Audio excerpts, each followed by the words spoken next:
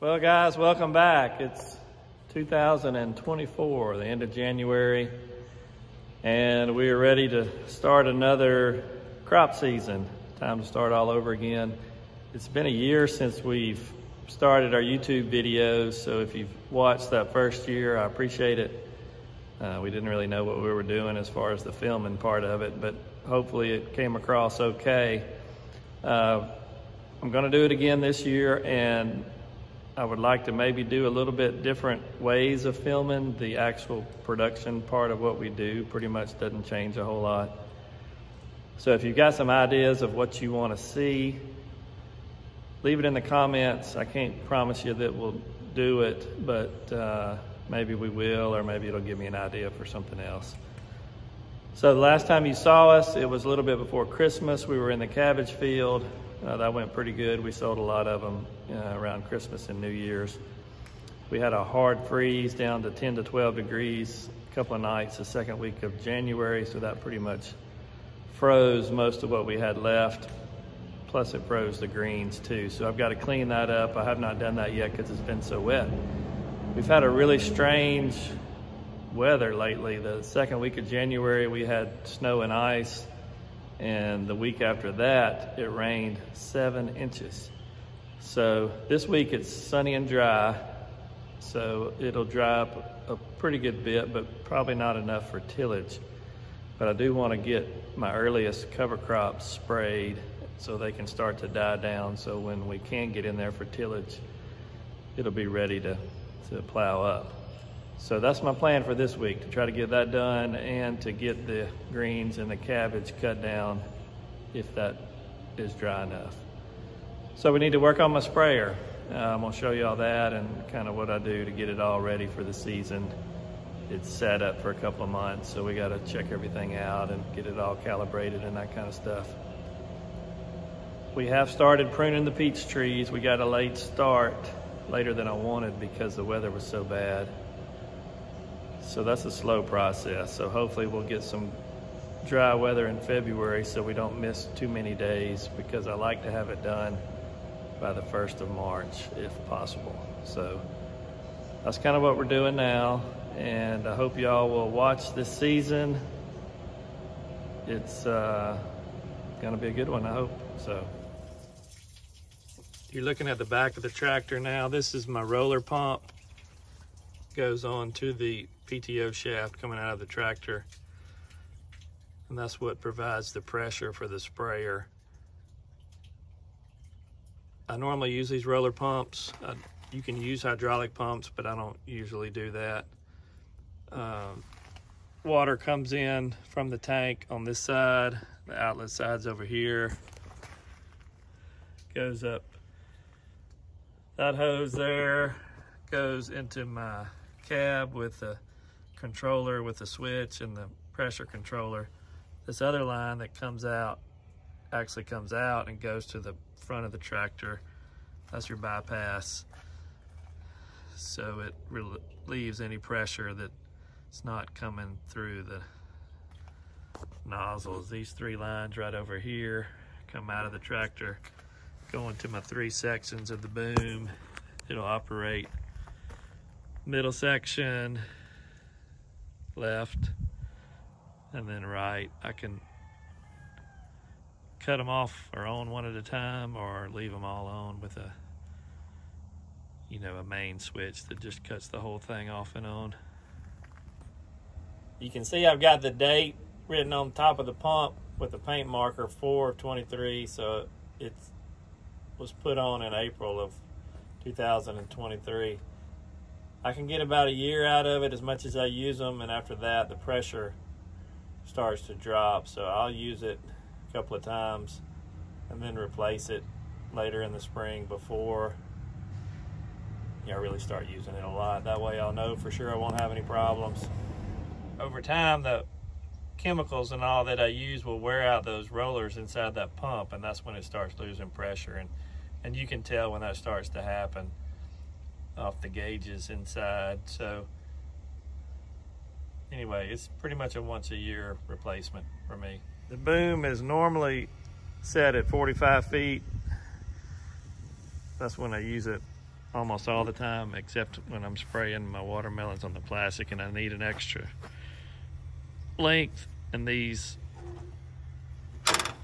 wings right there will flip over on both ends, open up that valve there, and that'll make the boom 60 feet. But normally I use it at 45.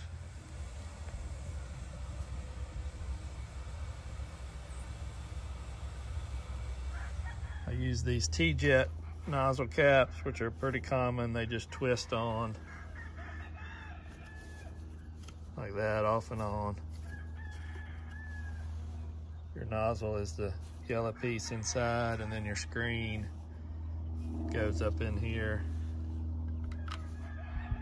catches any little pieces of trash, hopefully before it gets into the tip, but sometimes it doesn't, and the tip will stop up.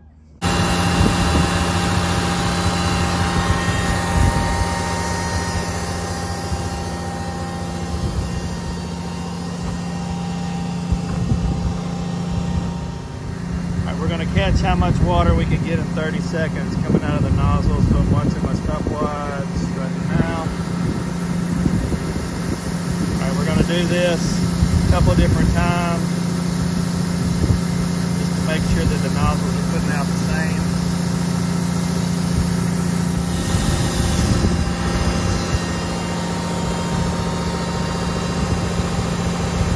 All right, you can see we caught 12 ounces. 30 seconds. We're going to check a couple more nozzles and see if they're the same. Okay, that's right at 12 ounces again. This is on the left side of the boom, so everything is the same so far. Okay, this is nozzle number 3 that we've checked. So they've all put out exactly 12 ounces in 30 seconds. All right, what we were doing there is there's a formula that you want to catch your speed of your tractor and nozzle spacing, several different things. You drive a certain distance, time it, and that's how many seconds you catch from each nozzle. So all that's predetermined. I have all that recorded. So for the speed that I normally spray, except for maybe fungicides on watermelons or something like that where I slow down.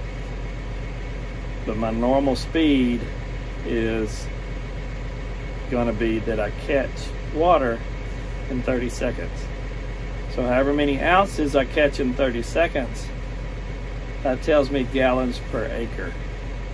So if I'm going to spray 20 acres and I'm putting out 12 gallons per acre, then I know I need 240 gallons of water.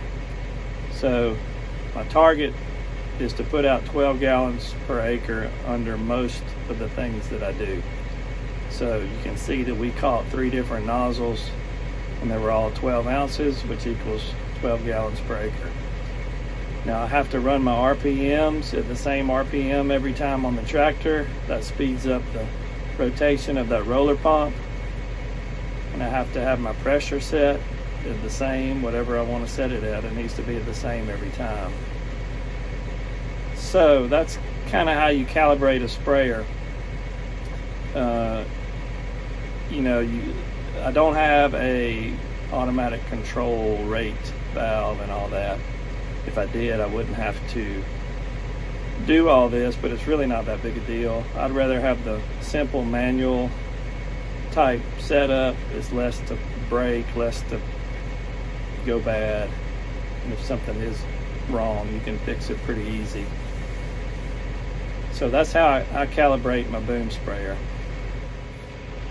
You know, you always go the same speed when you're spraying. It keeps everything consistent. So like I mentioned, when I'm putting out like fungicides on some of my watermelons, I slow the speed of the tractor down and go a different speed. So when I'm calibrating for that, I have to catch the water from each nozzle in a different amount of seconds. What I just did was 30 seconds. When I do my other, it is 75 seconds. So all that can be figured out. There's formulas if you want to look that up online if you're trying to calculate a boom sprayer. Everywhere where there's any type of connection, I've checked for leaks to make sure nothing's leaking. This is my filter coming out of the tank. So everything looks good there. I've checked all these connections here too.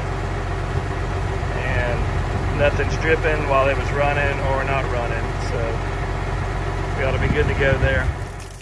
Okay, I think I'm gonna drain the tank. I put about a half a full of water, 150 gallons, so 300-gallon tank.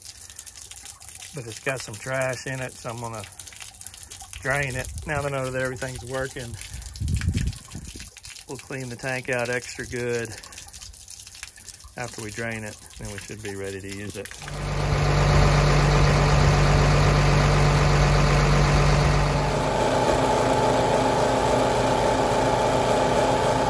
We got the tractor back in the shed and everything looks good to go. Got it full of diesel and we'll be ready hopefully maybe in about 2 more days. I'm gonna give it about 2 more days and give it a try and see if we can get out there.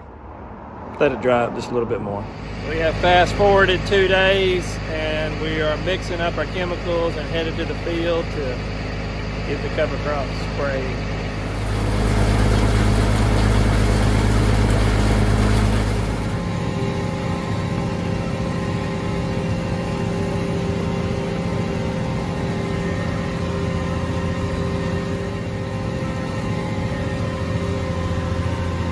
Okay, you can see we're spraying. Those are obviously the cover crops out in front of us. It's gonna rain in about 2 days, so that's one reason why I'm wanting to go ahead and get this done, and hopefully by the time it dries up again, we'll be able to get out here and start tilling it up. I'm not sure how I'm gonna do it because this is the first time I've had the cover crops, so I'm not sure what they're gonna look like when they die down. So I don't know if I'm on a disc, then maybe run a chisel plow, then a field cultivator, or maybe eliminate the disc. We'll have to see. But I like to run that chisel plow just because we have so much foot traffic and vehicle traffic out in these fields, hand picking and driving with trailers. Kind of bust up the hard pan a little, and then I like to have it as smooth as I can before we start setting up rows.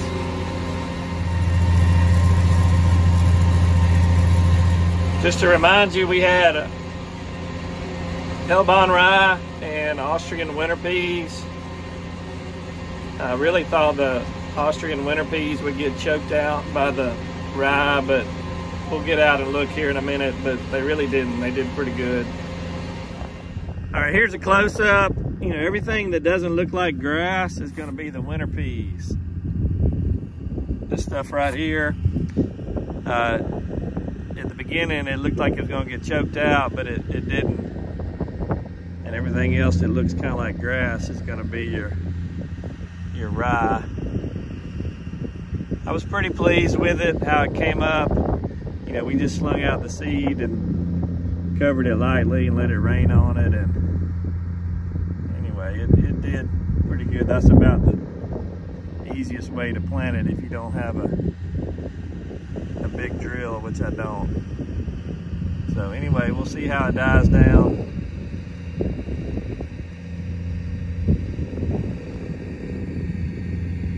The winter peas are a legume, so that means they're going to give you some nitrogen fixation in the soil.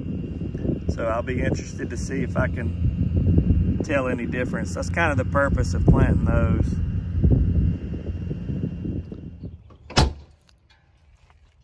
Okay, we are done with that. Sprayed about 27 or 8 acres or so. That's my earliest cover crops. That's kind of the places that I need to get in and till up earliest. Those I planted them earliest, and those are the ones that need to be worked up the earliest. So all the rest of the cover crops, we'll do the same thing, but we'll spray them later. So, got one more good weather day. Try to get the greens and the cabbage cleaned up, and then we got more rain on the way.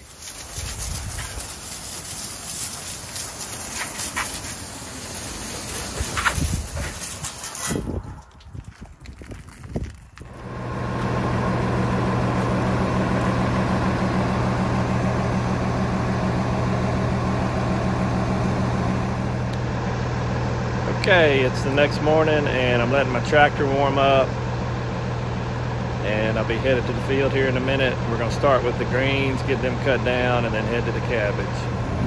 These are the mustard greens. You can see they went to seed. Those tall shoots sticking up out of the middle. They probably went to seed around Christmas or so. And then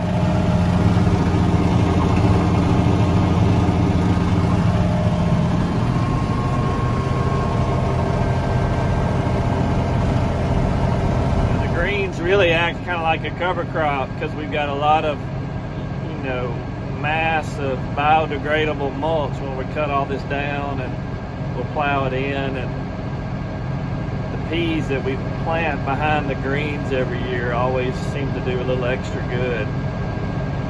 So I know that's why. So it's a lot of mulch there on the ground. You can see all the greens there that are just mulched up.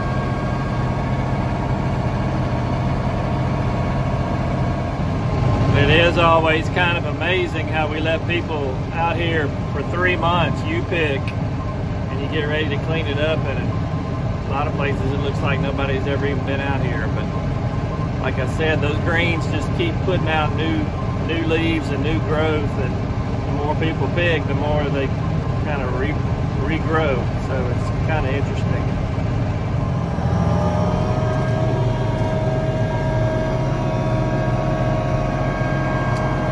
All right, we're done with that.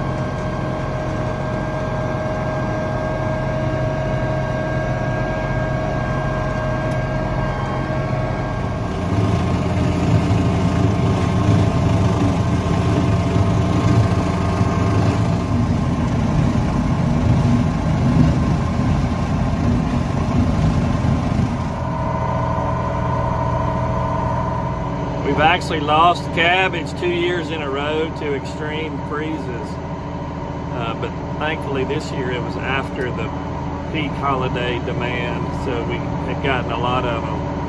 I felt like I still could have sold what was left if it hadn't have froze, but that's okay compared to the year before because it froze right before the peak season and we lost almost all of it. So that's really the first time that's ever happened on the cabbage, and it's been 2 years in a row. But like I said, thankfully this season we got the big holiday demand before the freeze. I guess it's a little bit kind of ironic that this year we lost the cabbage on the front end to extreme heat. We had such a hard time getting them going, we had to replant them a time or two, and then we lost them on the back end to extreme cold. But unfortunately that's part of farming, and no 2 years are ever the same. So I'm headed back. I'm gonna clean off the cutter and we'll be done with this.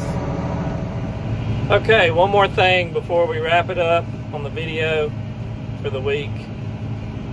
I decided to go get my disc and see if it was going to be dry enough to go ahead and run over it one time in the greens before it rains tomorrow. They're kind of talking it up like a big rain, so it'll help it decompose. It's just a little bit wet, but I think it's fine.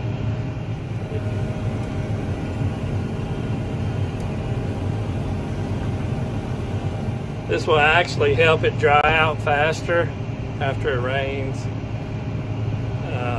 Like I said before, I want to do the chisel plow on all this, so when it dries back out the next time, I think it'll be good to go. And it does look a little rough now, but that doesn't hurt anything. So I guess we'll wrap it up there. I don't know when we'll make another video. It kind of depends on what we got going. If it's dry, in the next week or two, we'll be doing tractor work. If not, we may have not too much to show you. If it's wet, it's still probably maybe 2 to 3 weeks, probably 3 weeks away from starting in the greenhouse. So as soon as we get some stuff to show you, we'll make another video. Thank y'all for watching. Subscribe to us if you want to. See y'all next time.